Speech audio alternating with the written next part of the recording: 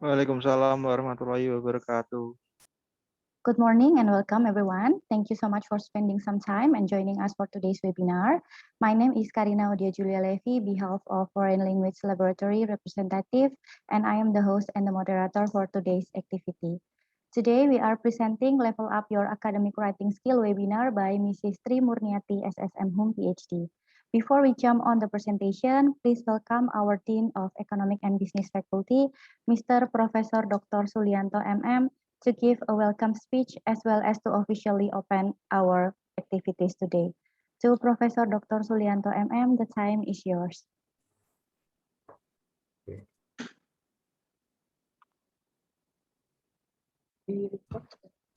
Thank you, moderator. Miss Karina. Bismillahirrahmanirrahim. Assalamualaikum warahmatullahi wabarakatuh. Waalaikumsalam warahmatullahi wabarakatuh.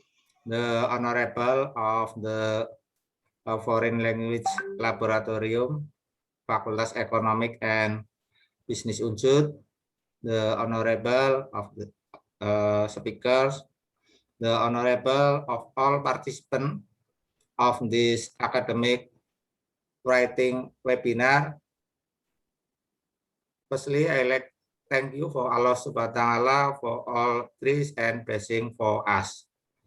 Today we will have academic writing webinar. I think this event is very important for us because the ability to write in foreign language is very important, especially in English.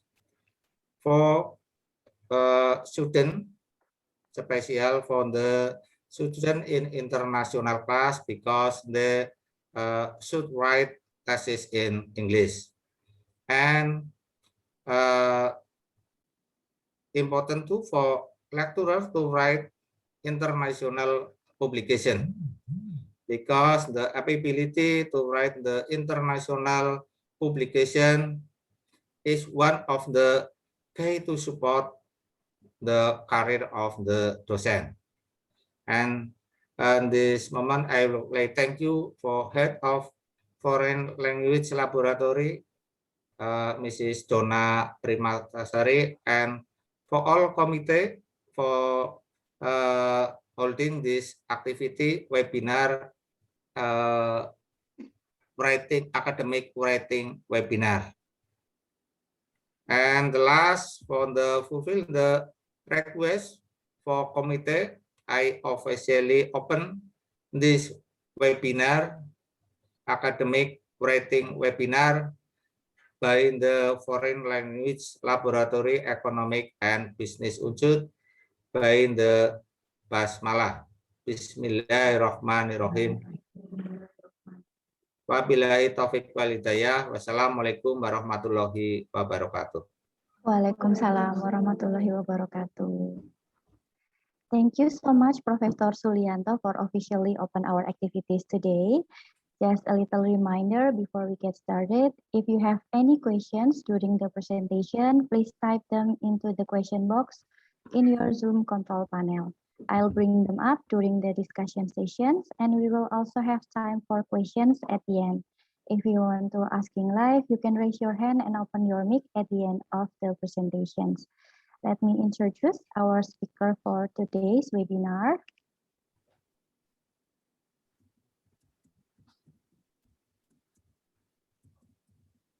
Our speaker for today's webinar is Mrs. Tri Murniati SSM Hum PhD. She was birthed in Tegal, 13 November 1979. She is the lecturer of English Literature Department at Faculty of Humanities, Kampus Karangwangkal, Purwokerto. She has first degree in Universitas Diponegoro, majoring in English Literature. And she has postgraduate at University Diponegoro, majoring at Literature. And she has the third degree at University of Arkansas, Comparative Literature and Cultural Studies. This research experience the last 5 years is kajian diskusi film Indonesia non-komersial pasca Orde Baru, studi kasus film Turah dan Punjab tahun 2020, representasi kemandirian dan subkoordinasi perempuan Jawa kajian hermeneutik pada album Wajinah dan Bahasa Nova Jawa tahun 2020. Her publication of scientific articles in journals in the last 5 years, for example, Migrant Crossing Borders, Bridging Cultural Difference and Securing a Third Space in the Host Country, Jurnal Lingua Idea, volume 11 tahun 1 2020.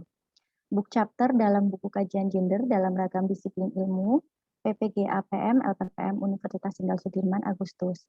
And she is also the speakers of scientific seminars, oral presentation in the last 5 years. For example, ACLA 2018, Annual Meeting at UCLA 2018, International Conference on English Studies in Indonesia, Asian Association of Women Studies Council of the Fifth Congress 2019, for Scholarly 2020, and also Seminar Nasional Online and Call Papers.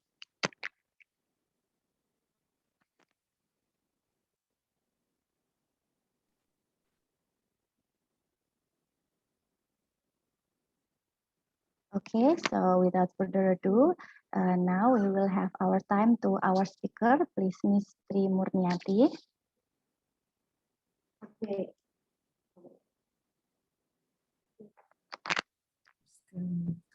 Okay, Assalamualaikum warahmatullahi wabarakatuh. Good morning. Waalaikumsalam warahmatullahi wabarakatuh. First, I would like to say thank you for the opportunity.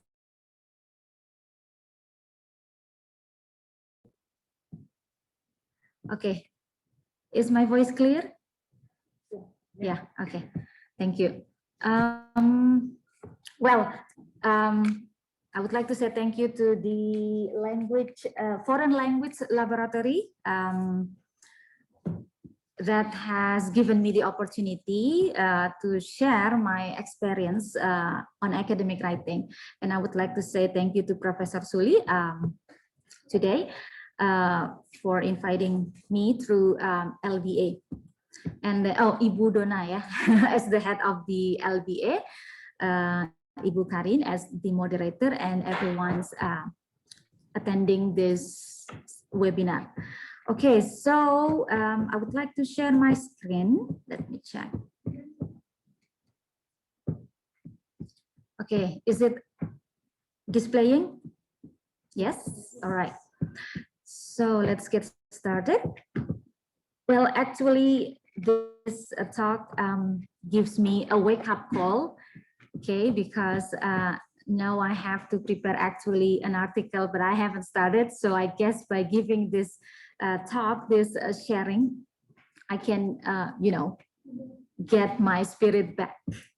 Right. I'll try to put this. Okay, let's get started. So here is my title. I got this from a poetry written by John Milton called titled On His Being Arrived at the Age of 23, but for this webinar, I put the title On My Having Arrived at Academic Writing.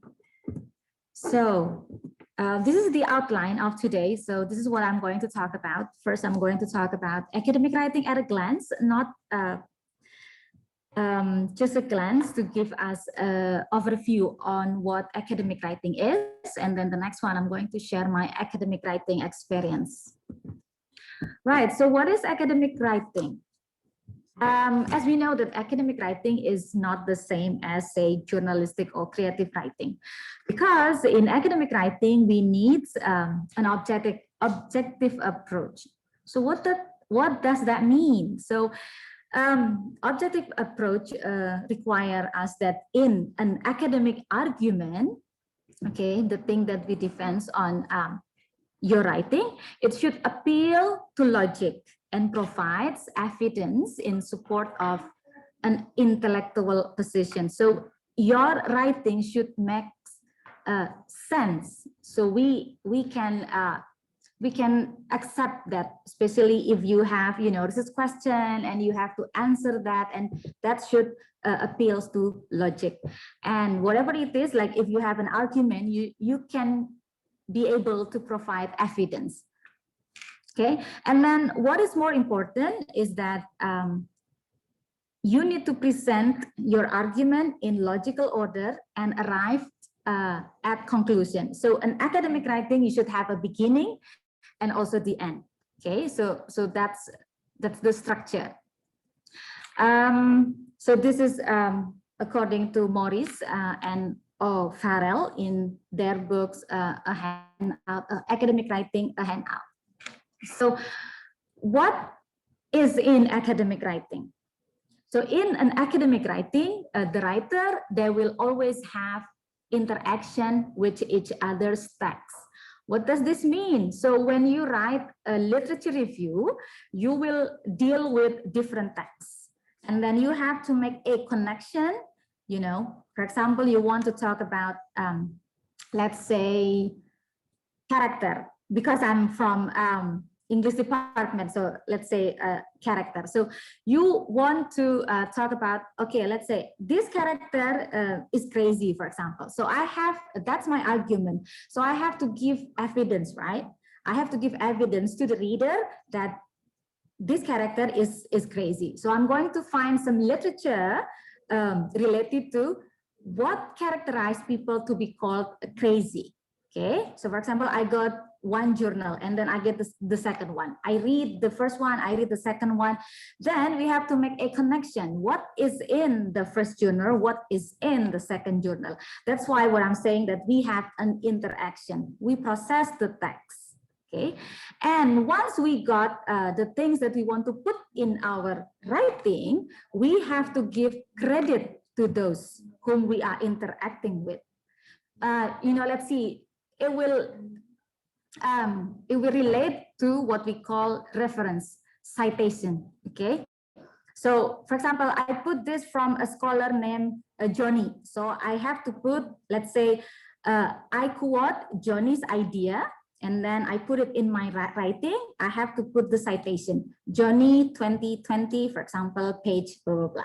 Okay, and that's why we must give credit, because sometimes student, not only student, I guess, because I've been through that phase as well back then.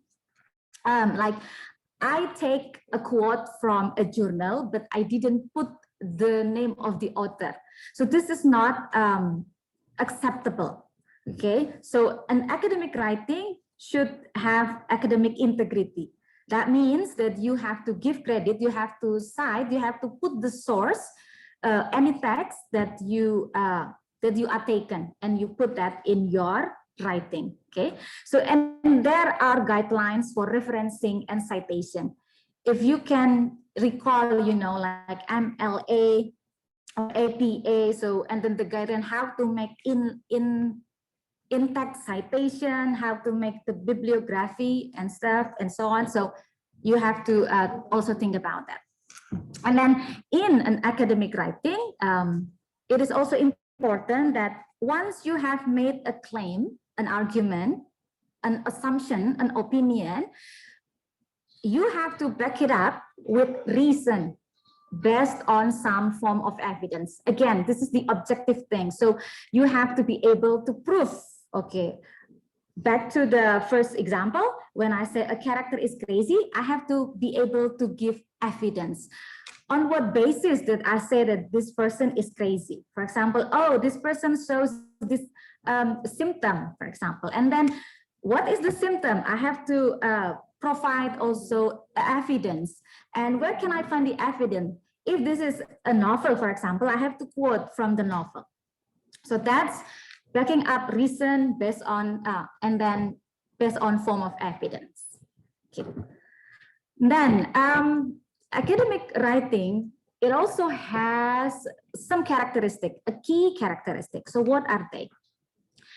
In academic writing, it is planned and focused.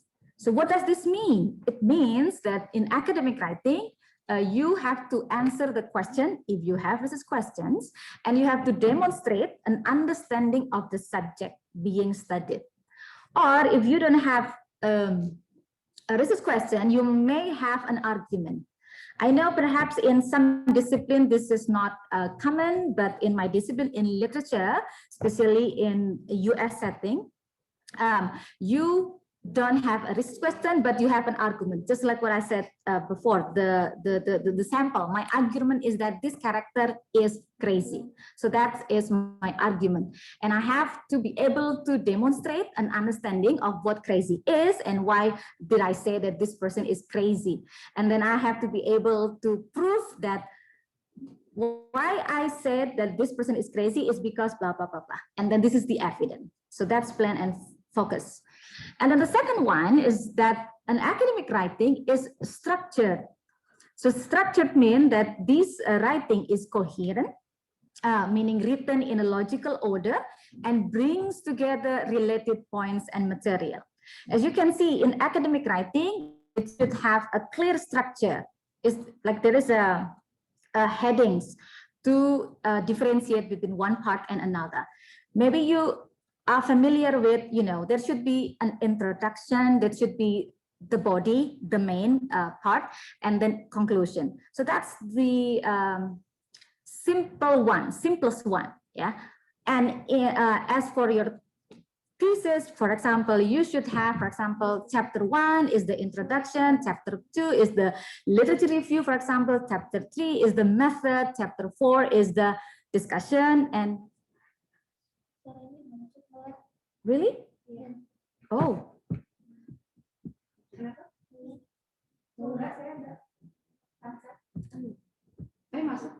Okay. It's okay? Okay. Sorry. Okay, so if everything is good, then let me continue. Where were we? Okay, so we talked about the structure, right? So in general, it should have, an introduction, the main or the body, and then the conclusion. But it also depends on what kind of academic writing that you write. For example, do you write an abstract? Do you write an essay? Do you write a paper? Do you write a conference paper? Do you write a thesis? So different different type of academic writing, they will bring also different kind of structure. So you have to be aware what kind of academic writing you are going to write. For example, for abstract, then you have to be able to put some one sentence or two sentences about the background, and then what is your aim, and then what is your object of this of the object of being studied, and then the method, for example, and then the finding. So that's the structure of an abstract. And again, this can be different. So you have to check what kind of convention in your discipline. I think in economics, it perhaps a little bit different from literature, for example. And then when you write a paper, then you have to put, let's say, an introduction first, and then the next is a literature review, for example, and then the next is method, and then discussion, result and discussion, and then what is that? Conclusion or closing, and then the last one is the works cited or reference or bibliography. So it depends on what kind of convention that you use. So that is the structure one. And then the next is that in an academic writing, you should it should have evidence. So evidence means that you demonstrate the kind of knowledge of the subject area, the things that you talk about. And then there should be a support of opinion and argument with evidence and is referenced accurately. As I said previously, if you quote anything, then you have to be able to cite the sources. So this is the academic integrity that you have to display. And then source citation. So you need to quote, you need to cite the source. This also meaning that this includes a secondary research sources. And what you have to keep in mind is that you need to cite properly of everything that you quote, which include a bibliography. And then there are many citing styles. For example, MLA, modern Language Association, and then APA, Chicago, and you can also use a reference manager like EndNote and Zotero. But I want to make a disclaimer, okay? I have learned about EndNote, but I didn't use it, so I forgot everything about it. Perhaps everyone in this webinar, if you are familiar with this, you might have one or two things to say about this. But this is a good recommendation that if you use this reference manager, this can save your time to help you deal with, citation or reference, right? So in general, when we talk about academic writing, this means that there will be a writing process. This is a must. So like what we can say about the writing process is that it is an ongoing process. So first we have the pre-writing phase, like the planning, the free writing, and then we have the writing phase, the drafting. So we write the draft, so we write what we want to talk about. And then there is also post-writing phase, which includes editing and reviewing. So as I said before, this is an ongoing process. And then it is also cyclical, meaning that different parts of the process can happen more than once. So this is not like a one-time process. No, definitely not. So therefore, you will write several drafts before actually submit your article, for example. Okay, so there will be drafts, and then you have to put aside, and then you visit your draft again, you edit, you revise, and then you make the final draft, and then you send. So that's what I said, that it is an ongoing process. Okay, so the next one is my academic writing experience. So two things about this is that my dissertation writing, because I wrote my skripsi and my thesis in Bahasa Indonesia, but my dissertation in English. And this is also really, it was a struggle, a big struggle. That's why I really want to talk about it. And the next one is my experience on thesis supervision. Yeah, so I become the pembimbing skripsi. Okay, so in my dissertation writing, since I am an international student, I face a lot of struggle and challenges. So what are the challenges? So I found it hard, even though I'm an English major, but when I was in the US, my first semester is horrible. I mean, I'm struggling so much with everything. I mean, like you have to adapt with the situation, you have to adapt with the class atmosphere. Like here in Indonesia, it's not so much tense, but it is different in the US. Like everyone is so assertive, meaning like they are free to ask questions, to ask this and that. It's so much different with, in my experience, it can be different with yours, student in Indonesia. Like me, myself, I feel more proud when the teacher point me and then, okay, Tri, say something, but not like, raising my hands and then, hey, I'd like to say something. Okay, so I'm not that kind of person. So that's why while I was in the US, it is a struggle that I have to be assertive. And also dealing with the language, I have this kind of syndrome, like the grammar syndrome.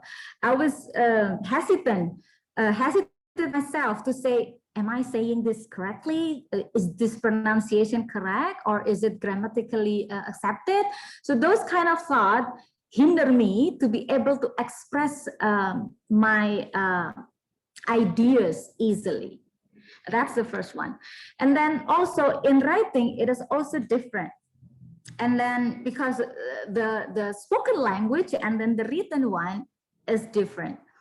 And then the next one is the content. I think for the content, it's not very, it's not that hard compared to the language. And then I also got this, what's so-called writer's block. If you are writing your thesis right now, perhaps you might come across to this kind of situation. So what is writer's block? So in this situation, you have no idea what to write in your draft, for example. Let's say I I sent my first chapter, and then my second chapter, I sent it like 6 months after. So during that 6 months, I experienced this writer's block, and it is hard, it's devastating, but you can, but this is what is it? You can jump and go to the track again. Okay, so this is not a problem that cannot be overcome. We have a solution for this. Okay, and then the strategies that I applied is that I visited writing center. I don't know if you have one here, but this writing center is really helpful, and I take benefit from this writing center. So a writing center is like what can we say, an institution on campus that helps students to deal with their paper, their academic writing. So before we submit our paper to our professor, for example, we will submit our draft to the tutor in the writing center, and they will check the grammatical error, for example. And this is so helpful, and this is also second, and it's free because it includes in the tuition fee. So so this institution helped me much, especially with my writing. However, I also hire a proofreader. So I pay the proofreader to help me to check on my draft. And then the next one, I have a writing group. So a writing group is just like, you have a friend or two who are also writing dissertation or thesis, for example, and then you said like, hey, why don't we make a writing group so we can meet regularly, and then we can talk about what our drafts are. But then again, I would like to make a disclaimer. This doesn't apply to everyone. Like, I am the kind of person who can do this, but not everybody can have this. Like, some people, they like to do things by themselves. They don't like to be, to work with everyone. But this kind of strategy, in my case, it helps. And then in the writing group, they not only provide me with support on the writing, but also emotional. I will be talking about this later at the end of my slide. And then we also have what we call scheduled writing. I have schedule with my writing group, but I also have schedule of my own. For example, when I have this writer's block, and then I have, a kind of scheduled writing. Let's say in a day, I have to write 500 words so that I have a progress on my dissertation. So in my case, it works, okay? But again, disclaimer, it doesn't apply to everyone. So it depends. Like, you might fit this, but you might also might not also fit this one. Okay, so target, that's what we call a writing target. If you are the kind of person who likes to have a target, then this can be a good solution for you. Let's say in a day, just write, for example, 100 words every day, but make it regular. Then you can overcome your writer's block. And then the next one is self-appreciation. Reward. When you play a game, you have the rewards, like, say, okay, I'm playing Candy Crush. I bet some of you are familiar with this. In Candy Crush, when we go up level, and then we will have some, what is it? What is it called? Like, you have a reward, right? So when you're going up, the more reward you get. So this is the same with writing in my case, okay? So for example, if I'm successful in writing 500 words in a week, then I will have an ice cream, for example, or I will watch a K-drama, for example. So give yourself a reward to give you a spirit that, hey, I can do this. Okay, so that's the self-appreciation. Right. The next one, I'm going to talk about my experience on thesis supervision. So I have conducted a survey for my students who are currently writing their thesis. So the survey focuses on the challenges faced by them. So I got 2 journals related to similar survey. The first one is written by Sousa et al., like Sousa and friend. Let me check again. So the in their study, in their research, they try to find out the common writing errors of students in Saudi. And then the second one is Edwin and friends, and he wrote about finding common errors in student academic writing in their skripsi. Okay, what is interesting on these 2 journal article is that they highlight similar finding with my own survey. So, you know, writing in mother tongue, in our mother tongue, in Bahasa Indonesia, is not easy, right? Because I feel that way. But what about writing in foreign language? It is even more difficult, right? However, this is doable. We can do this. I know it's difficult, but it is doable. And then, so in Sousa's study, so he said that in the current context of the Saudi student, let me read for you. So they have problem in writing a complete sentence. So in their writing, you know, like there's only like sentence fragment, like there is a missing on, say, a subject or predicate, let's say. And then further, they argue that many students are able to understand the language, the English language, but it is hard for them to communicate their language, their ideas effectively in English. So this also, I found this on my survey that my students say, or maybe my classes, yeah, some of my speaking class, like my student, they say, I understand what you are saying, but it's hard for me to give a response. It's because we are hindered by the fact that we have, we are lacking of vocabulary. So it's kind of hard to say, what is like bahasa Inggrisnya ini apa ya? So that's hinder us to express our ideas easily. And that also happens in the writing.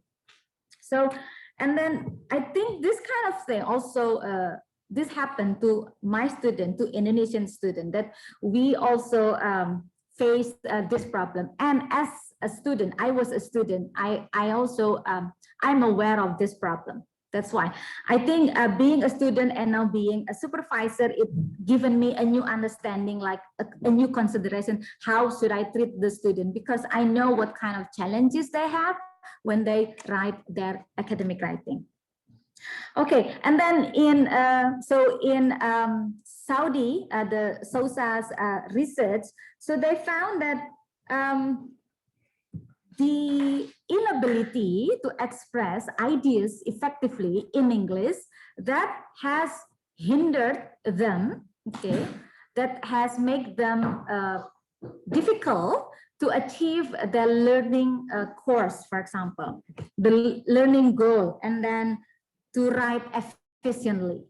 In the second case, in Indonesia, the research was done in Universitas Mataram for the student, the 4th semester student.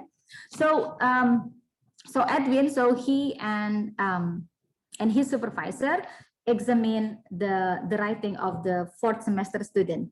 And then what they found is that there are 3 types of common errors in the student writing. The first one is the subject-verb agreement, and then the next is the verb tense, and then adverb of time. But you might have different problem, right? So this is the result of my survey. So I asked them, what is the biggest challenge in their thesis writing? And then they say that they are struggle with the content. Okay, this is understandable. writing thesis is not easy. And then the second one is the language. So how we express our ideas through the writing. And then they say, okay, the next one, raters, is because they have their section is translation. So they need people to check the translation. So that is called raters. And then another one is problem with finding references, and then proofreader, and then data collection. So this is the main problem that they have: content and language. Okay, the next, when I ask them, when they are writing the content of their thesis, what kind of challenges? And they say the first one is applying the theory to the object being studied. So that's the biggest challenge. And then the next one is so this has 63%. And then the second biggest challenge is to decide what kind of theory fit to answer the research question.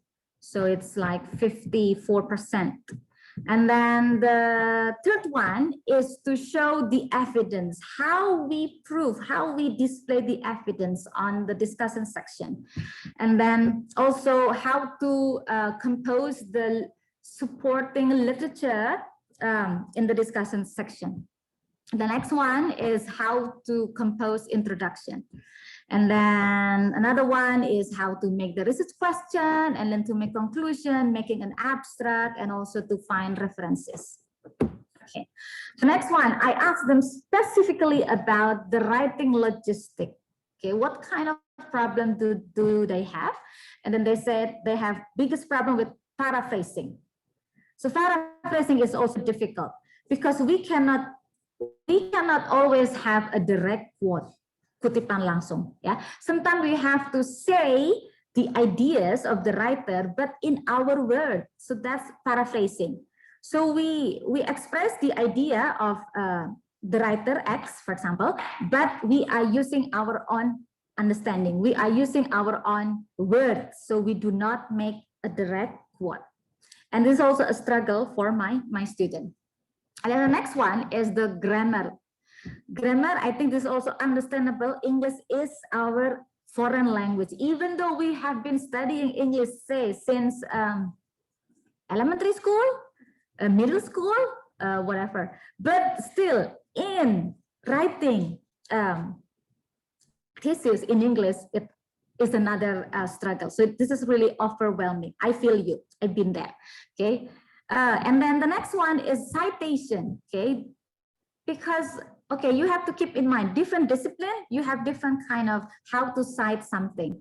So I suggest you consult with your supervisor, like what is the convention in economic, for example. Like when I was in the US, in my major, MLA is the convention that we use. So what every citation, every referencing, we use MLA. So we know if we have an in-text citation, this is what we do. If we have a direct quote, this is what we have to write. So we have work cited instead of reference or bibliography. So different discipline, you also have different convention. Okay, and then the next one is the vocabulary.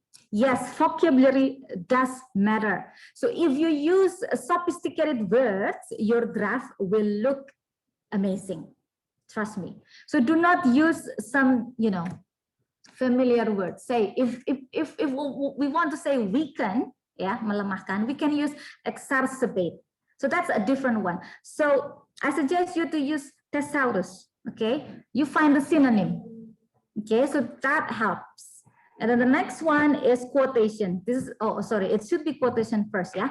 So making a quote is also becoming a struggle for my student, because I know they have taken academic writing course. It's not exactly academic writing, but it's like writing for academic purposes. And in that course, they are taught how to, let's say, make a good paragraph, how to quote something. Yeah. But then again, academic writing is a kind of long life learning process.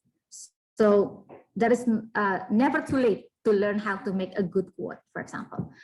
Okay, and we have problem with punctuation, we have problem with spelling. So that's what we have on the writing logistic. Okay, so what is my finding? Okay, so my finding through all the survey that I have conducted in my class, I found out that my student, it's hard for them to have an effective sentence.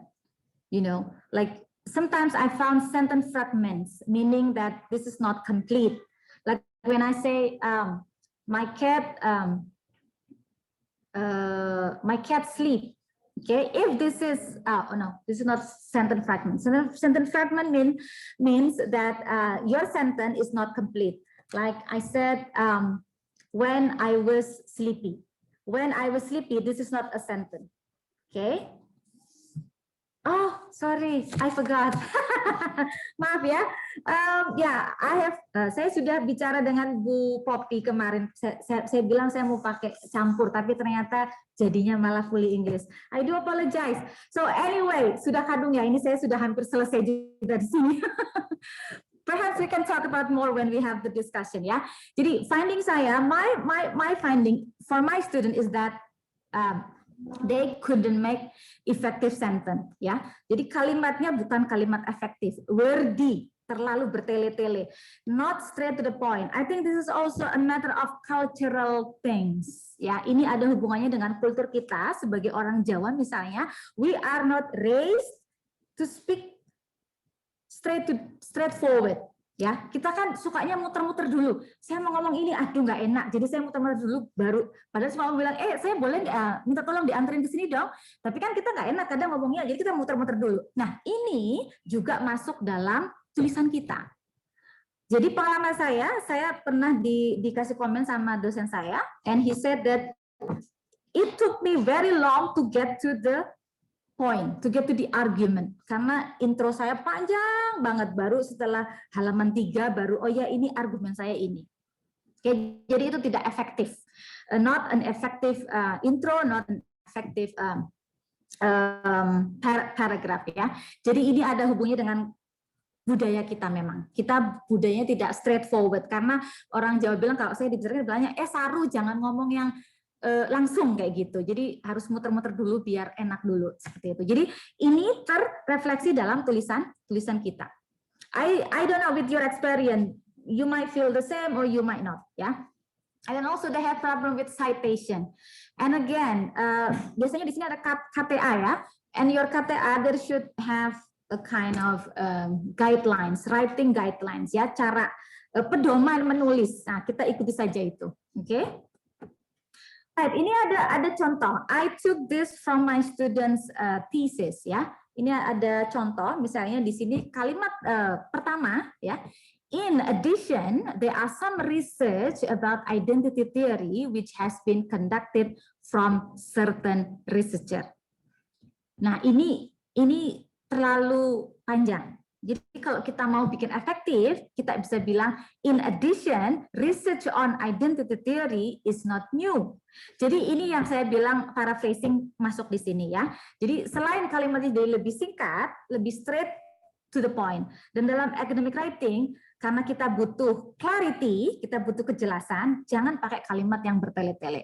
You may start with a simple sentence ya. Saya selalu bilang dalam bahasa saya, mulailah dengan kalimat simple. Jangan bikin kalimat majemuk bertingkat bla bla bla. Nanti karena biasanya mereka tuh sukanya mentranslate. Ketika ditranslate jadinya aneh gitu. Jadi karena when we want to translate sentences from Indonesian to English, itu nanti akan berbeda karena dalam bahasa Inggris kita nanti ada ada verb tense ya yang harus berubah mengikuti subjek, sementara dalam bahasa Indonesia tidak. Nah, ini nanti akan jadi masalah, dan semakin kompleks kalimat kita bahasa Indonesia, nanti kita semakin bingung nulis bahasa Inggrisnya. So I suggest them just write simple sentence first ya. Nanti ketika kita mau mengedit, merevisi, kita nanti bisa tambahkan, oh ini kita bisa pakai conjunction, kita pakai kata and. Kalau misalnya ini related, first sentence, second sentence related, we can put and, we can put yang lain misalnya ada therefore atau yang lain ya, any conjunction. Oke, so itu contoh yang pertama. Yang kedua, The Grinch as a main character, so he has many characteristics. Can you spot the problem here? Ya, kita di sini ada beberapa subjek. Okay, so let us make it simple. The Grinch as the main character has many characteristics. Okay, so ini adalah contoh saja. And then the next ada, based on the explanation above, adaptation is like a process in shifting for the story which has been taken from the original one.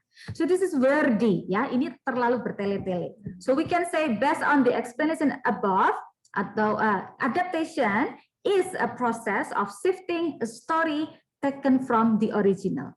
Ya, kita bisa save banyak kata. Jadi kalimatnya biar lebih enak, biar lebih straightforward. Clarity-nya nanti kelihatan. Oke, contoh lain misalnya, according to the explanation above, it can be stated that adaptation is a well-known creation from one medium to another. So grammatically it is okay, it is acceptable, ya, bisa diterima. Tetapi ini wordy. So we can say, in short, adaptation is a well-known creation from one medium to another. So jadi versinya akan lebih singkat lagi, ya.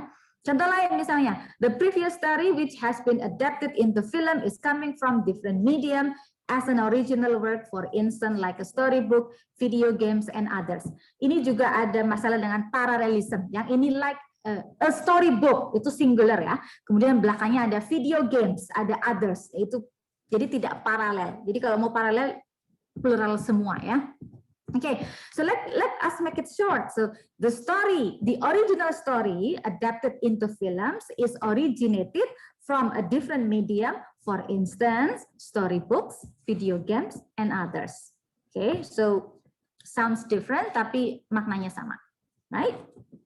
Okay, so let's talk about the strategies. Tadi kan masalah-masalah ya. Sekarang strategi apa sih yang kita bisa pakai untuk mengatasi permasalahan ini? Either content atau language problem. So yang jelas, as I said before, tadi saya bilang di depan ketika saya ada masalah dengan my dissertation, I went to writing center. I don't know if we have here, saya juga punya target bahwa nanti sastra Inggris harus punya semacam writing center karena akan membantu mahasiswa dan saving time for your lecture, for your supervisor. You know what? When I was in my undergraduate, ya saat saya S1, ketika menulis skripsi saya pengen bahasa Inggris, tapi dosen saya langsung bilang, jangan Mbak, nanti saya kerja 2 kali. And now I understand. Kerja 2 kali itu maksudnya kita tidak hanya ngecek konten, tapi juga language. So that is what it means by kerja 2 kali. Oke, jadi memang waktu zaman saya S1 there was a rule ya. If you want to write your thesis in English, you should have an A for your writing. Misalnya nilai writingnya harus A. But now seperti di prodi saya, everyone should write your thesis in English. Mau writingnya jeblok, mau writingnya excellent, semuanya bahasa Inggris. Dan ini nanti yang jadi masalah adalah ketika anak ini lemah dalam bahasa Inggris. Jadi proses menulisnya nanti akan berbeda gitu, lebih text time gitu dan lebih challenging dan juga challenging untuk supervisornya juga gitu. So one thing that you can do is that you need to proofread your draft before sending it to your supervisor. Oke, jadi kadang masa mengeluhkan kok lama banget ya dibaca. Nah, salah satunya karena harus benerin language-nya dulu sebelum masuk ke konten. So before we talk about the content, kita sudah terlebih dahulu harus berkutat dengan language. And you know what? It hurts me ya. Maksudnya ketika kita baca terus bahasa Inggrisnya kacau, itu juga sakit gitu. Selain matanya, hatinya juga sakit ya. Jadi saya curhat. Oke, jadi but you know what? I've been there. Saya juga pernah jadi mahasiswa. Jadi saya tahu rasanya ketika dosen saya ngomong, ini kamu ngomong apa sih? Kayak gitu ya. Jadi apalagi dia ngomongnya semuanya dalam bahasa Inggris gitu ya. Oke, so proofreading itu bagus, tetapi I know some of my students, even though they use proofreader, itu tidak juga berarti bahasa Inggrisnya langsung excellent, karena ada juga proofreader yang kurang bagus ya, yang kurang bagus. Jadi memang tidak mudah mencari proofreader begitu. Oke, itu strategi yang pertama ya, kita pakai proofreader. Karena akan membantu kita. Soalnya apa? When we want to submit, jadi gini, ketika kita mau submit, kita pasti tidak akan bisa melihat kesalahannya. Rasanya, ini udah excellent, udah perfect nih. Setelah desain baru kita baca lagi, loh ternyata ini kurang S, loh ternyata gini. Nah seperti itu. So you need to put aside your writing, ya, before sending it. Saya lakukan dulu, ini menurut saya berhasil. Jadi misalnya, so you have to have a timeline. Kalau Anda punya target, oke, saya akhir bulan harus menyerahkan draft. So you have to make a timeline. Minggu pertama, saya harus bikin apa? Minggu kedua apa? Minggu ketiga apa? Jadi nanti ada waktu. I know some of you procrastination, ya. Kita apa sih procrastination itu bahasa Indonesianya? Apa ya? Ya, menunda-nunda. Jadi nantilah besok aja, nantilah gitu ya. Jadi tapi untuk beberapa orang it works ya, karena katanya ada the power of pressure ya. Jadi karena tertekan jadi langsung bisa nulis semua. Tetapi you don't have time to proofread your writing. Ya, Anda tidak punya waktu untuk mengedit. Jadi apalagi kalau keburu-buru itu tulisannya nggak kelihatan salahnya di mana, pada ngumpet semua itu ya. So be mindful. Okay, you have to put aside your writing. Oh, sorry. Anda taruh dulu tulisan Anda barang sehari 2 hari baru dibaca lagi, pasti nanti kelihatannya beda. Oke, so that's timeline. You have to make schedule for your writing. Saya dulu seperti itu. Saya tipikal orang yang tidak bisa. Ya, saya terkadang procrastinator, tapi saya juga mau bertanggung jawab. Jadi misalnya saya harus punya outline dulu. Setelah outline, saya bikin paragraf. Setelah paragraf, saya bikin draft yang lebih panjang lagi seperti itu. Jadi, remember, progress is more important than perfection. Jadi, skripsi yang bagus itu skripsi yang selesai, bukan skripsi yang keren, ya. Jadi, skripsi yang bagus itu yang selesai. So, progress is more important, ya. Progress itu lebih penting daripada perfection. So, being perfect is okay, but also you have to progress. Ya, you have to your thesis should have a progress every time. Jadi jangan sampai mandek lama gitu. Oke? When you give your draft a time to rest, ya dibiarkan dulu. Ketika Anda baca lagi, when you do the rereading, itu pasti akan kelihatan. Oh ternyata bagian ini salah. Oh ternyata ini saya kurang ini seperti itu. Jadi Anda ketika mengedit, ketika merevise itu akan lebih mudah lagi. Oke? Itu yang kedua. Yang ketiga, using grammar checker app. Saya pikir Anda familiar dengan Grammarly atau grammar checker yang lain. Dan di Microsoft itu kalau yang produk tertentu ya, produk Microsoft tertentu itu sudah ada grammar checker otomatis kan. Jadi Anda harus mengaktifasi itu, deactivate. Jadi nanti kelihatan yang salah, nanti ada yang di garis biru, di garis bawah merah gitu ya. Jadi ini sangat membantu. Dulu pernah menurut saya bilang loh, ini kelihatan kok grammar checker di laptop saya nggak ada Bu gitu. Jadi nah please keep in mind ya, grammar checker itu memang ada yang gratis juga, tapi kalau yang gratis ya gitu deh, paling kita cuma bisa berapa ratus kata gitu. Jadi kalau mau satu artikel ya harus berapa kali kayak gitu. Kalau mau yang subscribe yang berbayar itu lebih bagus lagi, tapi ya it comes with price gitu ya, butuh duit juga. Oke, itu grammar checker. The next one itu kita adopt what we call skeleton ya. Jadi Anda baca jurnal, nanti Anda, jadi maksudnya Anda mengadopsi, misalnya Anda baca jurnal, oh ini orang ini ngomongnya enak ya. Let's say how to make an argument, dia cara berargumennya bagaimana. Nanti itu kita adopsi dalam tulisan kita. Atau oh ini research question-nya bagus ya, coba kita adopsi seperti itu. Nah, ada satu lagi yang saya bilang skeleton, sentence skeleton, ini contohnya seperti ini. Jadi dalam sentence skeleton, misalnya Anda punya abstrak ya, ini saya taruh abstrak saja. Nah ini kalau Anda hapus yang konten, ini yang pakai highlight biru, itu nanti tinggal skeleton. Misalnya, this research explored bla bla bla bla. Nah Anda nanti bisa tulis riset Anda apa. Kemudian the important of the research apa, tulis gitu. And then it unveils ya, unravel, mengungkap apa, tulis juga. And the finding is bla bla, atau the finding can be useful for, nah itu namanya sentence skeleton. Oke, jadi Anda hapus konten yang dari tulisan itu, kemudian Anda bisa you put your own version, you put your own study on that. Jadi karena ini bukan plagiarism, karena semua orang bisa pakai kayak gitu ya. This research explore, this research examine, this research studies. Nah Anda bisa ganti-ganti pakai kata-kata apapun yang artinya sama. Right? Ini sentence skeleton. Oke, recommendation. Ini yang mungkin saya rekomendasi ke Bu Dona ya, ataupun mungkin ke fakultasnya. Jadi bikin academic writing survey. I don't know, perhaps you all already done this ya. Mungkin sudah pernah juga ya ada academic writing survey. At least kita tahu bagaimana persepsi mahasiswa, bagaimana challenges-nya, terus apa misalnya strategi yang mereka lakukan so far itu apa. Itu bisa jadi masukan terutama ke KTA. Nah, saat ini kami sedang melakukan itu juga. Jadi kadang mahasiswa merasa sendiri gitu ya. Jadi kita rangkul aja seperti apa. Dan yang kedua yang writing center seperti yang sudah saya bilang tadi, saya punya cita-cita kalau nanti sastra Inggris kita harus punya writing center karena nanti ini akan sangat membantu sekali bagi mahasiswa dan juga dosen. Dan yang terakhir grammar checker app subscription ya, kalau bisa minta fakultasnya ya, subscribe nanti kita bagi-bagi akun gitu, oke? Atau kan ada juga sekarang kayaknya Turnitin ya untuk mengecek plagiarism, tapi kalau Turnitin tidak ngecek grammarnya ya, cuman ini plagiarism rate-nya atau skornya sampai sejauh mana kita ngutip-ngutip punya orang, oke? Oke, ini yang terakhir. This is the last slide. Okay, so we talk about the importance of emotional support. Karena apa? When we write, it's so overwhelming. I know. Okay, I feel you.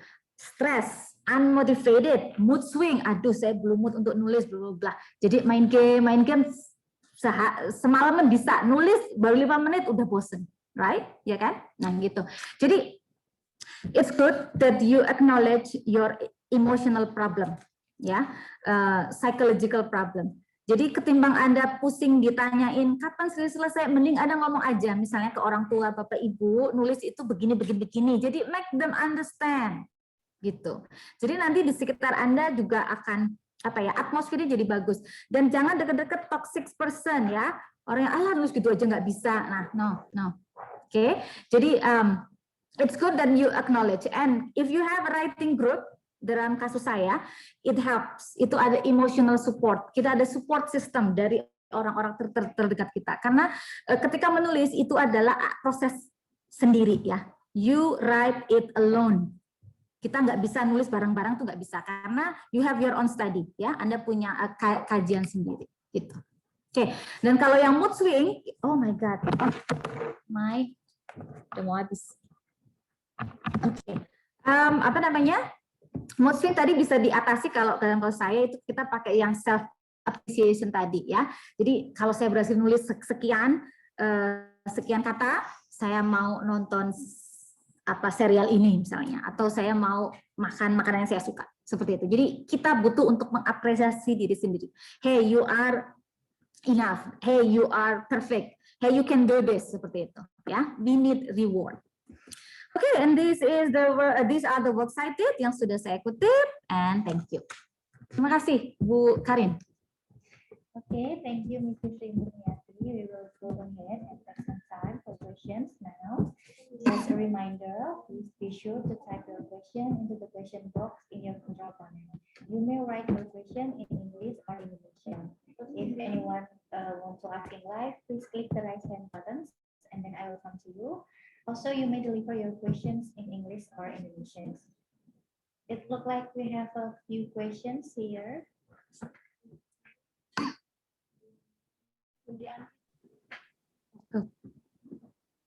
Mungkin diulangi lagi. Okay, I'm sorry. Thank you, Mrs. Sri Murniati. We will go ahead and take some time for questions now. Just a reminder, please be sure to type your questions into the questions box in your control panel. You may write your question in English or in Indonesian. If anyone want to asking live, please click the raise hand buttons and then I will come to you. Also, you may deliver your question in English or in Indonesian. It looks like we have a few questions from the audience. The first question is coming from Chandra. She is asking, she would like to ask about how to make a good structure. An essay, as per mentioned on the beginning speech, an essay requires an introduction, a body, and conclusion. Is there any tips to make a good structure more than just assembling these 3 building blocks? And also question dari Pak Ali Zainuddin.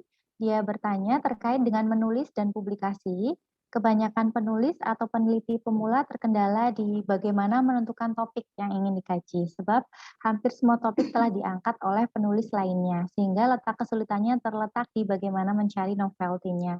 Nah, bagaimana mencari celah kebaruan suatu tulisan?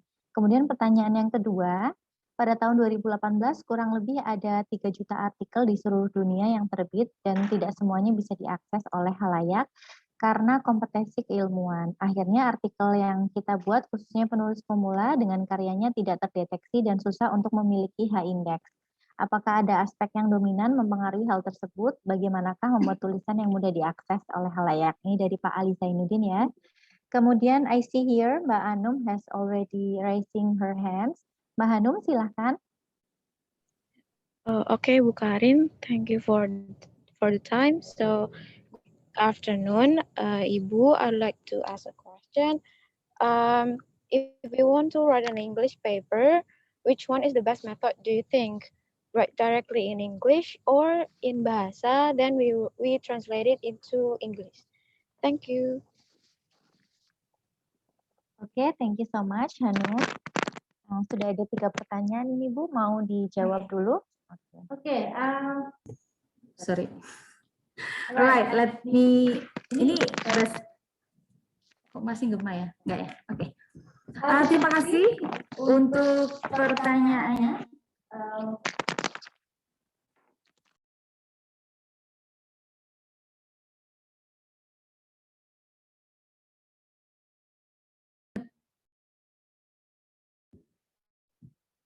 Oke. Sudah clear ya. Oke. Yeah, thank you for all the question. I'd like to start from the first one, ya. How to make a good structure an essay.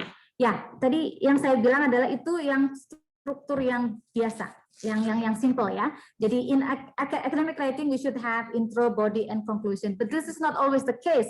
So it depends on what kind of academic writing that you write. Ya, tergantung Anda mau nulisnya apa. Pasti nanti konvensinya beda juga. Tapi secara umum kita butuh intro, body, dan konklusi. Jadi ada awalan, kemudian main things, kemudian konklusi.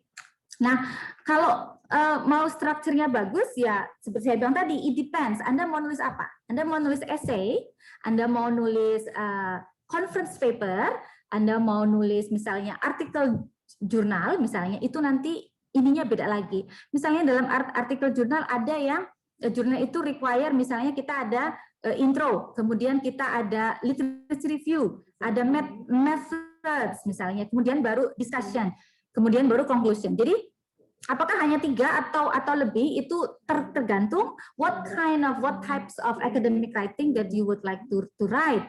Dan kalau mau bilang struktur yang bagus ya it depends on the demand ya. Anda nulisnya apa dulu? Anda kalau nulisnya artikel jurnal ya pasti Anda butuh ABCD misalnya. Anda nulis abstrak misalnya kan pasti beda lagi gitu. Jadi tidak sekedar intro segini-gini, tapi dalam abstrak seperti yang sudah bilang di awal ya harus ada background dulu apa, terus aim-nya apa gitu, terus baru nanti yang dikaji itu apa, metodenya bagaimana, finding-nya seperti apa ya. So when we talk about structure, you have to look at, you have to think about what kind of writing, what kind of academic writing that we are going to write.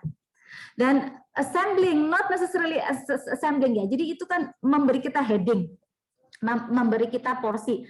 Oke, in introduction, what we are supposed to say, misalnya kita di intro itu nulisnya apa sih, kayak gitu. Kemudian di discussion apa sih, dan di conclusion yang seperti apa sih. Jadi semua punya maksud masing-masing. Jadi itu tidak sekedar hanya mengassemble kayak gitu ya, tidak. Jadi itu ada maksudnya. Oke, I hope this is satisfying. Nah kalau tidak nanti boleh nanya lagi.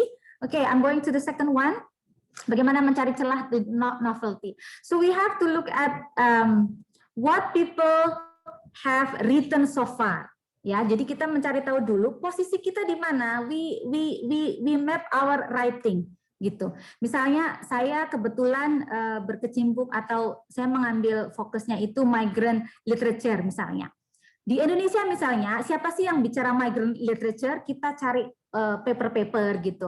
Nanti kita lihat, oh yang ini bahasnya ini, yang B bahasnya ini seperti itu. Jadi nanti kita bisa lihat, oh ternyata dalam topik migrant literature ternyata orang baru ngomongin A, B, C, D. Nah, disitulah kita bisa melihat celahnya. Oh, gapnya di sini, mereka belum ngomongin ini nih, berarti saya akan masuk ke sini, saya akan nyasar ke sini. seperti itu. Jadi that's how to find apa namanya kebaruan ya novelty tadi. So kita harus scan dulu, kita harus lihat dulu in what kind of conversation being made ya dalam topik ini kira-kira orang sudah melakukan apa saja. Nah kalau sudah ketahuan baru yang belum mereka lakukan apa. Nah di situ kita bisa masuk. Oke. Yang kedua kalau soal akses ini memang apa namanya ya kita tidak bisa, that's beyond us ya. It depends on your kita kirim ke jurnal mana, itu bisa diakses oleh semua orang enggak? Ini nanti sudah jadi ada apa sih namanya ya, istilahnya kapitalisme juga ya. Jadi sekarang jurnal pasti ada yang berbayar lah, bahkan Scopus juga sekarang sudah ada, saya bilangnya rezim Scopus ya, karena semua Scopus yang berjaya sekarang Scopus. We don't know 10 years next itu kira-kira apa yang berjaya. Coba Scopus 10 tahun yang lalu misalnya atau 20 tahun yang lalu apa ada gitu ya. Jadi ini nanti sudah masuk pasar juga ya, kayak sudah dikomersialisasikan. Kalau saya mikir sih kayak gitu ya. Jadi kalau tulisan kita ya sampai sejauh mana itu bisa diakses orang, it depends on kita tuh ngirim kemana, terus availability-nya gimana. Kalau misalnya itu jurnalnya yang kita harus subscribe, misalnya kan kita banyak ya, kita kalau mau cari jurnal aja coba, wah ini pakai berbayar, waduh nggak bisa diakses, nggak ada yang free seperti itu. Jadi memang I couldn't say anything about it ya, karena that's beyond us gitu. Dan tetapi misalnya kita bisa akses atau kita bisa kalau soal H index itu mereka kan punya ini sendiri ya. Anda harus masuk ke misalnya Web of Science, harus masuk apa gitu kayak Sinta misalnya ya, atau portal Garuda misalnya. Saya nulis paper tapi paper saya nggak masuk Garuda misalnya. Oh karena jurnal saya belum di-acknowledge oleh Garuda misalnya, portal Garuda. Jadi seperti itu. Jadi banyak hal yang menjadi sebab kenapa misalnya tulisan kita tidak bisa worldwide gitu ya, tidak bisa sampai ke mana-mana. Oke, mungkin itu yang bisa saya sampaikan. Kemudian yang ketiga, yang soal menulis, I suggest you to write directly in English, ya, karena itu akan lebih, kalau menurut saya lebih mudah. But again, this is a process. This is not an instant. It doesn't happen in a vacuum, ya. Tidak mungkin simsalabim saya bisa nulis lancar, tidak. Oke, it takes time, little by little. But again, apa namanya? Anda mungkin bisa mulai dari yang simple dulu, free writing, tidak usah mikirin grammar apa-apa, tapi yang pokoknya ngomongin ide Anda apa. Just keep on going, gitu saja. Ya, karena jadi begini, walaupun kedua metode ini bisa ya, you write first in Indonesia, but then you translate. But you then works twice, ya. Anda bekerja 2 kali, ya kan? And not everyone has that time. Ya kalau Anda apa namanya assign translator itu beda ceritanya, but it will cost you money, right? Okay, jadi if I may suggest you try to write in English, itu rasanya pasti beda. I know the first time it will be hard, but it is doable. You can do it. Semuanya itu bisa. It's just a matter of time dan juga diri kita ya. Kita ada passion nggak ke situ gitu. Jadi kalau saya boleh bilang, kalau mau enak itu tulis langsung dalam bahasa Inggris. But again, jangan langsung mikir kalau draftnya langsung keren, enggak ya. Jadi you little by little gitu. Ya, saya kira itu saja, Bu Karin. Okay, thank you so much, Mrs. Tri. Now we have a question coming from Tania. She's asking about, she would like to ask, how to determine a title for article so that the title is unique, eye-catching, and not commonly used by other writers. Okay. Yeah. Thank you for the question. Jadi, oke, kalau judulnya keren, orang bilang judulnya seksi ya. Itu tergantung topiknya dulu. Ya, Anda topiknya apa? Jadi jangan langsung oh saya mau cari judul yang kayak gini. Judul nanti bisa terakhir it's okay, tapi yang jelas Anda sudah punya fokus dulu. Saya mau ngambil tentang migrant literature misalnya. Apa sih, atau Anda ekonomi mau ngambil kasih ininya apa, Anda tentukan topiknya dulu, baru nanti di-specify yang lebih spesifik itu apa. Lama-lama mengerucut, nanti bisa dapat, nanti overall title itu bisa diganti-ganti, tapi Anda harus tentukan dulu topik, subtopiknya apa dulu. Itu yang menjadi embrionya dulu gitu loh. Nanti sebelum dia jadi bayi gitu kan nanti ada pembelahan kayak gitu. Jadi you can always expand your title. Tapi yang pertama cari topik yang catchy dulu ya.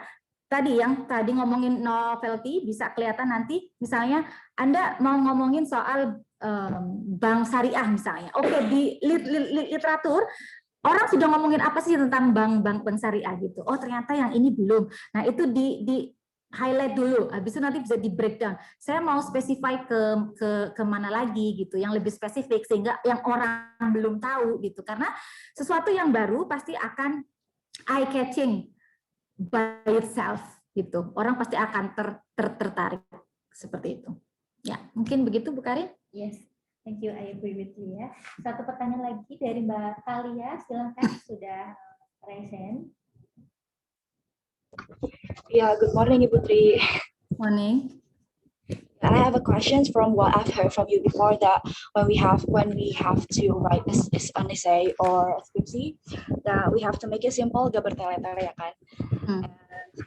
And what I've heard from my friends in the different universities, that when they have to write a skripsi, they need to make it long.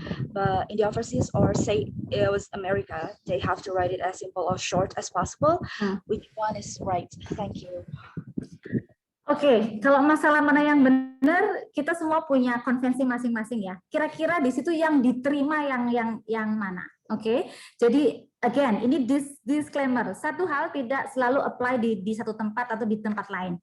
Jadi in my experience, waktu dulu saya di Indonesia, it's fine, itu tidak masalah. Tapi ketika saya di US itu jadi masalah karena dosen saya minta ini lebih disimpelkan. Jadi maksud saya kalimat simpel itu bukan, jadi kalimat simpel itu hanya untuk awalan saja. Gitu. Jadi bukan berarti kalau kita tuh ngomongnya cuma sedikit, no, big no. Ini hanya untuk membantu kita meminimalisir grammatical error ketika kita membuat kalimatnya simple dulu. Gitu. Kalau langsung kita bikin kalimat kompleks, nanti ribet. Ini benerinnya gimana gitu. Tapi you start from a simple sentence gitu. Nanti kita bisa ketika kita merevisi ya, kita mengedit, kita bikin lebih kompleks. That's what I mean ya. Nah sekarang kalau konvensi masalah harus bertele-tele, harus straightforward. Academic writing secara umum kita harus objektif dan tidak bertele-tele dalam artian tidak mengurangi cara kita memahami teks tersebut gitu ya. Jadi kembali lagi, it depends on the discipline ya. Disiplin tertentu Anda tidak harus ngecap istilahnya ya. Kalau saya sastra saya harus ngecap. Jadi harus ngomongnya banyak gitu. Tapi bagaimana ngecap yang efektif dan efisien itu gitu. Ya, saya kira gitu saja. Ya, terima kasih Bu Tri. Saya lihat dari kolom chat belum ada pertanyaan dari audiens. Apakah masih ada lagi yang ingin bertanya? Boleh klik raise hand-nya atau boleh juga diketikkan dalam kolom chat. Kalau tidak ada berarti sudah jelas ya. Ya, sudah sangat jelas ya materinya ya. Saya sekali dengan materinya sangat bagus ya. Tadi perfectionism is enemy ya kalau kita membuat academic writing. Ya, mungkin bukan saya tidak akan bilang itu enemy. Tetapi perfection is not the goal. Like yang penting adalah selesainya, bukan masalah perfectnya. I know perfect itu bagus gitu ya, tetapi in general ketika saya dealing with this ya, ternyata perfection is not necessarily the aims ya, sesuatu yang harus kita cari. Ya bagus kalau misalnya kita selesai dan itu excellent, perfect, it's good. Anda dapat double reward gitu. Tapi kalau kita masalahnya adalah walaupun itu perfect tapi kalau nggak selesai, is it perfect? No, right? Gitu. Jadi perfection itu bagus, tetapi kita lebih ke progress dulu saja. Yang penting progressing. Perfection itu nomor 2. Kalau saya pribadi, perfection nomor 2. Yang penting nomor 1 selesai. Oke, a good thesis itu thesis yang selesai, bukan thesis yang tidak selesai gitu. Jadi masalahnya pada selesai tidaknya.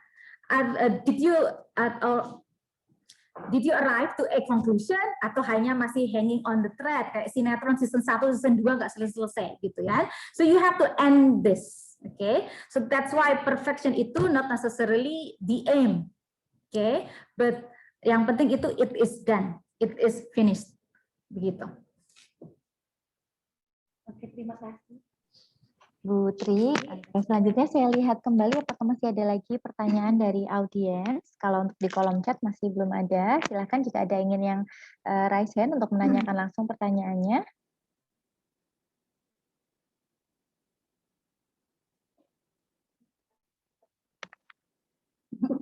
Ada di situ.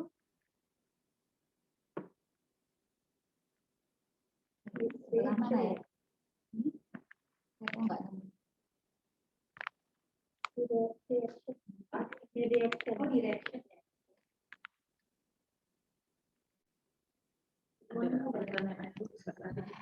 Okay, we have one question coming from Firliana Indah. Good morning, Ma'am. I'd like to ask about how to find journals that are relevant to the topics we discussed, because sometimes we find related journals that are minimal in our writing, and another is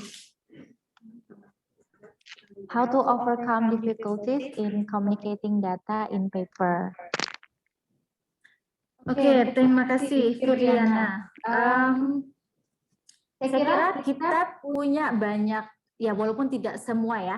Kalau misalnya fakultas Anda itu subscribe misalnya Sage atau apalah Routledge gitu misalnya, itu kita bisa nyari data di situ bisa lebih banyak lagi. Tapi kalau mau yang free itu memang tidak semua ya. Kita kalau mau coba yang Akademia Edu, di situ biasanya kita bisa dapat, atau kita ResearchGate itu nanti kita bisa ketik topiknya. Nanti yang keluar itu semuanya yang sesuai dengan topik. Tapi kalau kita cuma googling biasa kan itu random ya.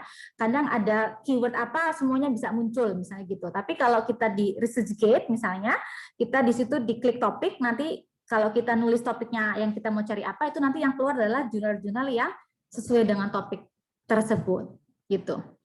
Jadi memang harus ekstra ya. Atau kalau misalnya kita ada langganan jurnal, kita bisa langsung ngetik kan, oh ya kita jurnalnya jurnal ekonomi, subjeknya apa, itu bisa lebih spesified. Jadi nanti yang keluar itu semuanya yang relevan, seperti itu. Tapi kalau kita cuma googling biasa, memang kita harus bekerja ekstra keras, kita harus sortir, oh Dewasan udah diklik, udah di-download gitu ya, ternyata dibaca, ternyata beda gitu. Karena makanya bacalah abstraknya dulu, terlebih dahulu, jangan cuma judulnya, jangan cuma title-nya saja, karena itu kadang misleading juga. Jadi kalau kita sudah baca abstrak, paling tidak, oh berarti ini akan membahas ini, kayak gitu. That's how you sort the journal, misalnya seperti itu. Oke, kemudian masalah komunikasi, mengkomunikasikan data ya, kita berinteraksi dengan data. Jadi kita bikin summary dulu. Itu kalau ada istilahnya annotated bibliography ya. Jadi kita misalnya punya sejumlah buku ya.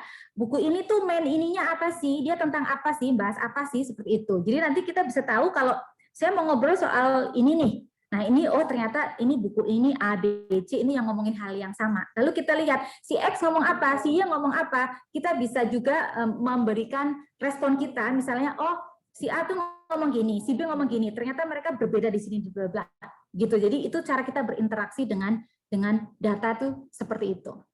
Atau kita melihat misalnya what is done, what is not done, misalnya yang sudah dilakukan apa, yang belum apa. Nah itu nanti kita bisa masukkan misalnya, oh dalam buku ini si A itu ngomong secara mendetail, tetapi ternyata dia tidak ngomongin hal yang ini. Sementara hal yang ini diomongkan di bukunya si X yang ini, seperti itu. So that's how we make the conversation. Oke? Okay? Oke, thank you so much. Silahkan, apakah ada lagi dari audiens yang ingin bertanya? Boleh diketikkan di kolom chat atau boleh juga raise hand. Sepertinya penjelasan dari Bu Murni sangat menarik, sangat baik ya, sehingga audiensnya sudah sangat paham tadi sepertinya. Oke, Bu Poppy, silahkan. Thank you very much, Bu Murni. It was a very fruitful sharing. Ada so many. Suaranya nggak masuk. Bu Poppy. Suaranya nggak masuk, Bu. Halo? Halo? Masuk.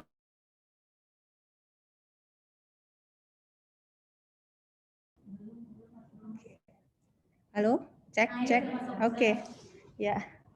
Well, thank you very much, Bu Murni.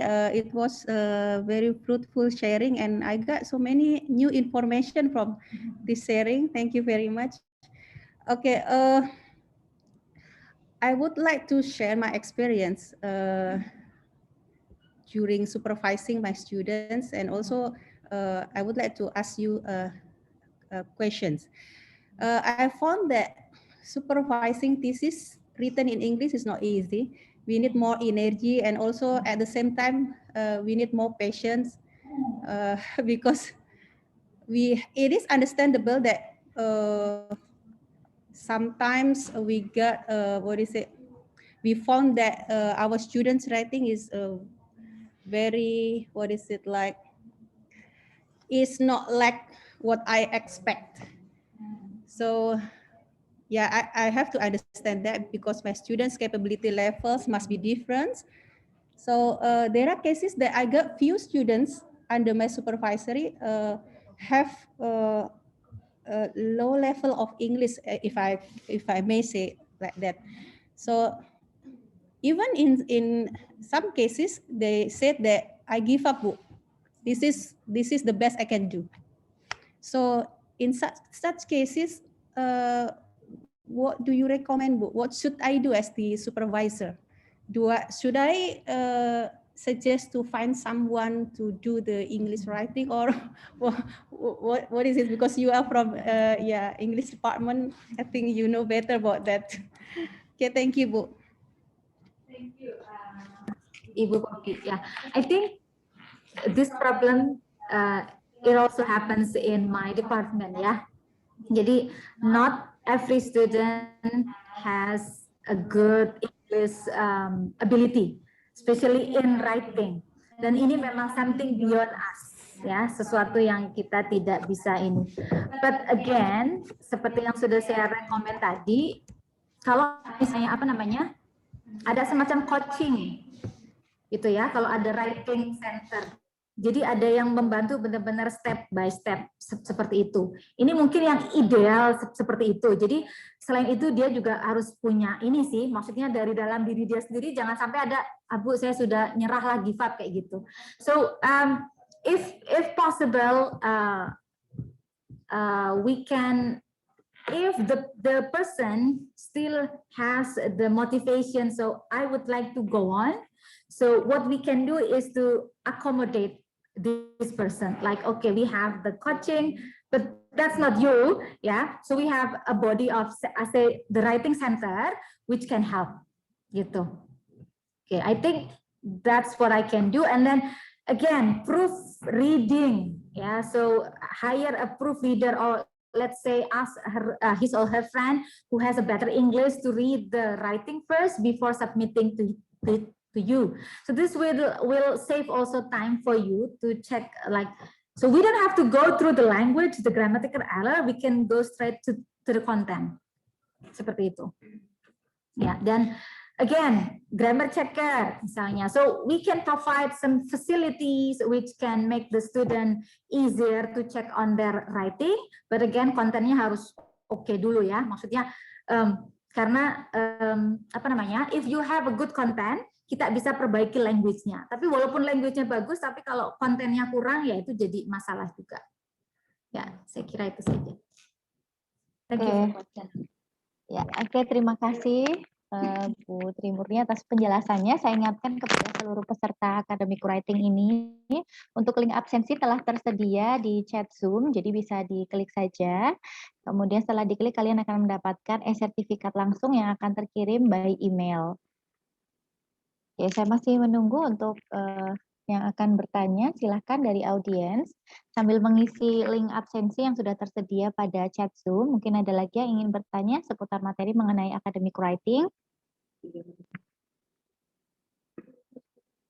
Oke, sepertinya sudah sangat jelas ya Bu, sudah tidak ada lagi yang bertanya. Oke, karena sudah tidak ada lagi yang bertanya, mungkin sekarang kita akan menyelesaikan untuk sesi pada siang hari ini. Sebelumnya yaitu kita akan mengadakan sesi foto bersama, siap-siap kepada para audiens untuk mempersiapkan pose yang terbaik ya.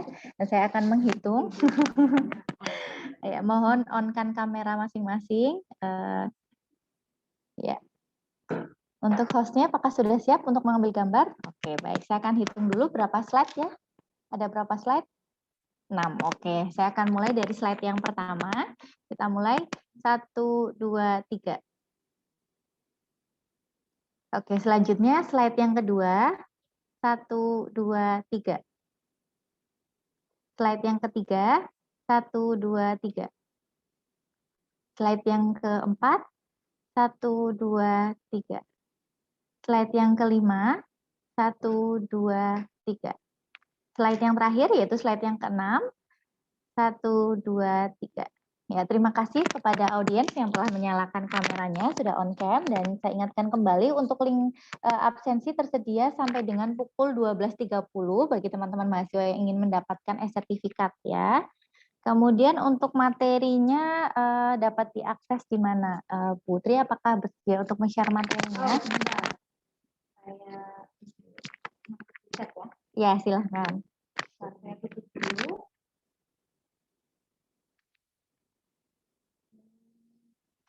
Untuk webinar pada hari ini juga akan tersedia secara online di YouTube dari Lab Bahasa Asing FEB Unsur.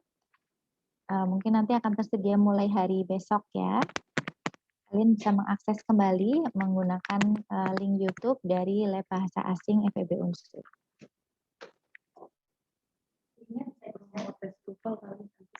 Link YouTube.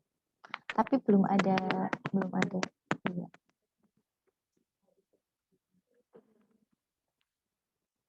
Oke, materinya telah tersedia pada chat room Zoom. Kemudian untuk link absensinya mohon di-share ulang kepada panitia untuk link absensinya. Ya, kemudian untuk materinya juga telah tersedia di chat room Zoom ya. Silahkan bisa di-download untuk teman-teman. Kemudian bagi teman-teman yang tertarik untuk melakukan tes TOEFL, kami juga menyediakan, mungkin bisa ditayangkan kembali untuk apa-apa saja yang dimiliki oleh Lab Bahasa Asing. Kita memiliki tes TOEFL, kemudian kami juga memiliki translate, jasa translate. Silakan mohon ditayangkan kembali untuk video dari Lab Bahasa Asing.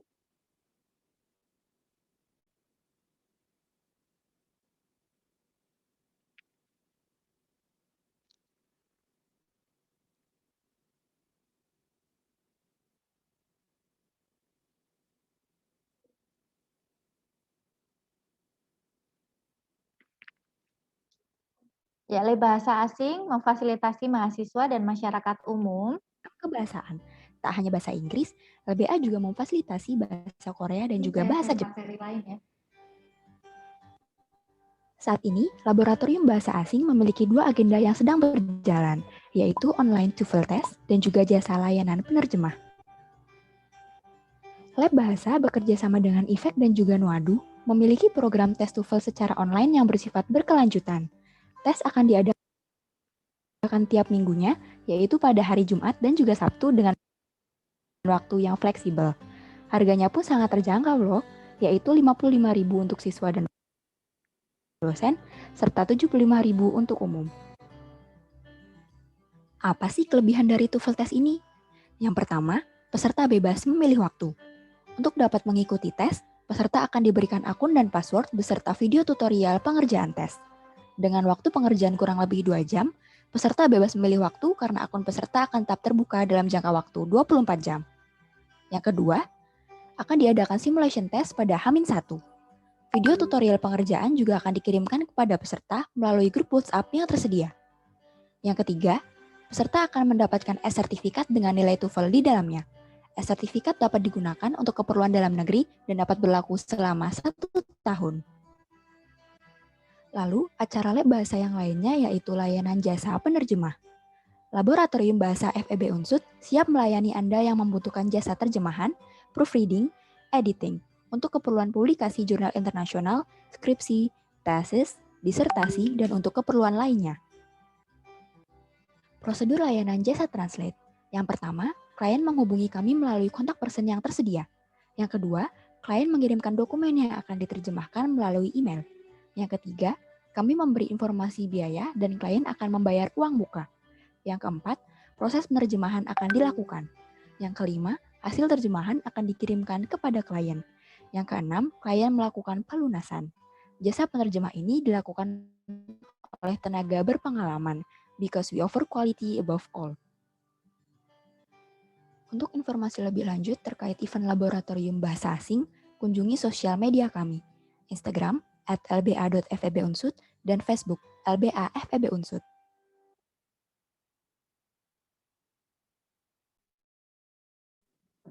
Oke, terima kasih. Itu adalah 2 jasa layanan yang diberikan oleh Laboratorium Bahasa Asing FEB Unsud. Yang pertama yaitu jasa tes TOEFL, yang kedua adalah jasa penerjemah. Nah, kemudian di kolom chat Zoom sudah ada 2 materi tambahan yang telah di-share oleh Ibu narasumber kita, Ibu Tri Murni. Terima kasih Bu atas share-nya, sangat berguna ya untuk kita menambah keilmuan tentang academic writing. Saya rasa mungkin ada final statement Bu dari ini kegiatannya adalah final thought gitu tentang academic writing ini. Okay. Maybe it's only one, yeah. Writing is a process, so just keep doing it. And again, progressing is more important than perfection. You can do it. You got this. Yes. Bagi yang lagi struggle skripsi, you can do it, ya. Mungkin itu saja. Oke, thank you so much. Kemudian di kolom chat ada yang bertanya tentang nomor kontak jasa materi penerjemah. Silahkan mohon kepada panitia untuk di-share kontak jasa penerjemahnya. Kemudian saya rasa untuk acara kita pada siang hari ini telah selesai ya Ibu. Terima kasih banyak atas penjelasan materinya dan menambah wawasan kita tentang academic writing ya. Saya mendapatkan banyak sekali insight dari Ibu. Terima kasih. Kita mungkin akan bertemu kembali on the next time. Wassalamualaikum warahmatullahi wabarakatuh.